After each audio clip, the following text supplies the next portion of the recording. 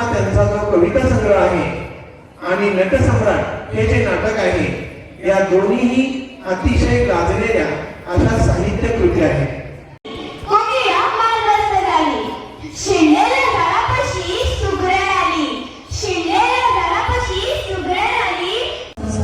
मराठी म्हणजे आपुलकी आणि मराठी म्हणजे महाराष्ट्र.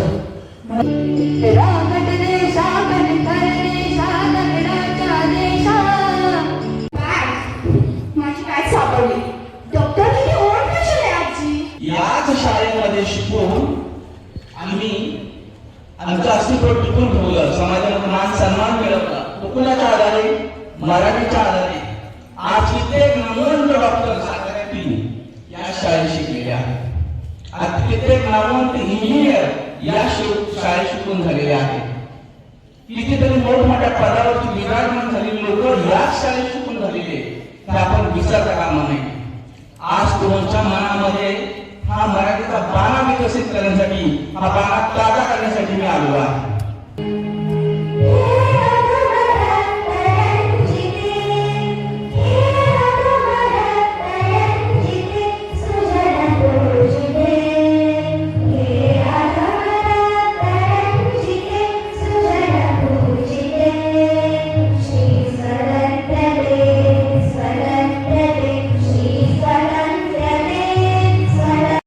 आपण आपल्या प्रमुख पाहुण्यांचं स्वागत करूया.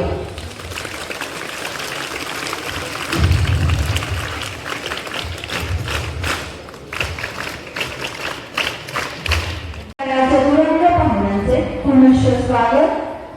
लेखक असे हे आजचे आपले पाहुणे.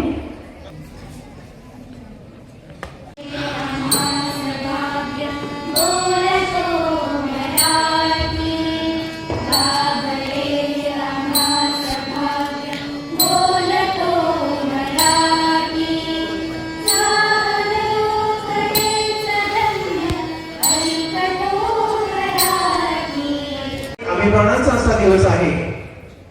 मराठी भाषा गौरव दिन.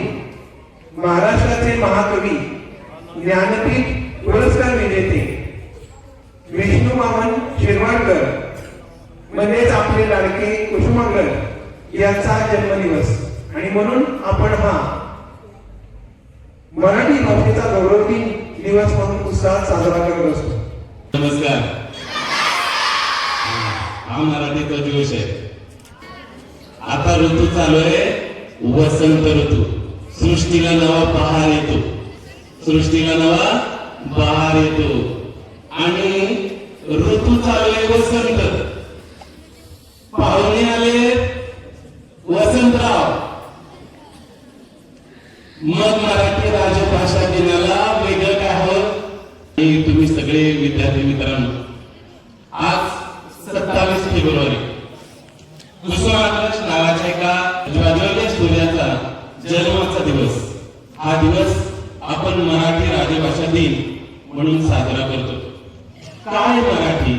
मराठी आपली मातृभाषा आहे, आपल्या मातीचा सुगंध आहे. आपली जी मातृभाषा आहे त्या मातृभाषेचा ज्वाज्वल्य अभिमान आपल्या सर्वांना असला पाहिजे. ही मराठी आपल्या रक्तामध्ये मिसळलेली आहे. ही हृदयाची, ज्ञानाची, तपस्वी, अन्यायाला वाचा फोडणारी, न्याय वेचणारी आणि अन्याय खेचणारी अशी सळसळती भाषा आहे. मित्रांनो, मराठी हे जसं शास्त्र आहे तसं मराठी हे शस्त्र आहे. ही क्रांतीची भाषा आहे, प्रेरणेची भाषा आहे. क्रांतीची भाषा म्हणून तिचं जे एक अंग आहे ते मी तुम्हाला थोडक्यात उलगडून दाखवणार आहे आणि जास्त वेळ घेणार नाही, कारण भाषेच्या चरखाला कधीही अंत नसतो आणि माझ्यासारखा सारखा बडबडणारा कधी चुकूनही संत नसतो.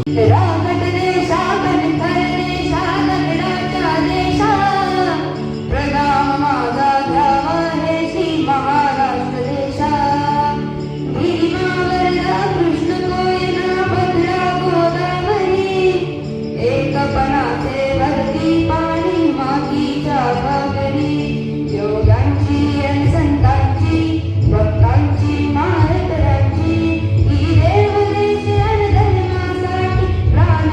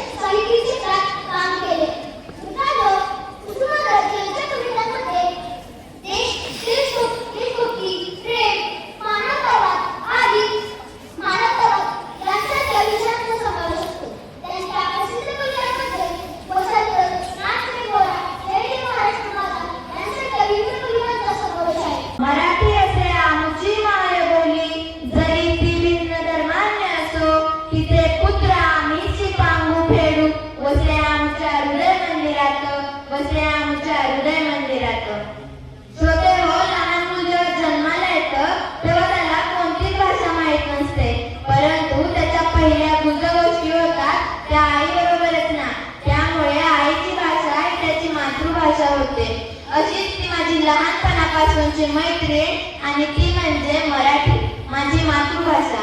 प्रत्येकाचं जीवन हे माता, मायभूमी आणि मातृभाषा या 3 बिंदूंचा त्रिकोणच. माता जी आपल्याला जन्म देते, अन्न देते, मायभूमी जी आपल्याला आश्रय देते आणि मातृभाषा जी लहानपणापासूनच आपल्याला संस्कारांचं बाळकडू पाजत असते. मराठी भाषा गौरव दिनाच्या हार्दिक हार्दिक हार्दिक शुभेच्छा. हा आपल्या संस्कृतीतून येतो. ही आज भाषा संस्कृतीचा दिन आहे. आपण जसे वेगवेगळे सण उत्सव साजरे करतो ना, तसाच हा मराठी भाषेचा उत्सव आहे. आपण म्हणाल की काय गरज आहे आपल्याला उत्सवाची. आजकाल काय झालंय, तुम्हा नवीन पिढीला सगळे दिवस दुसऱ्यांचे पाठ आहे.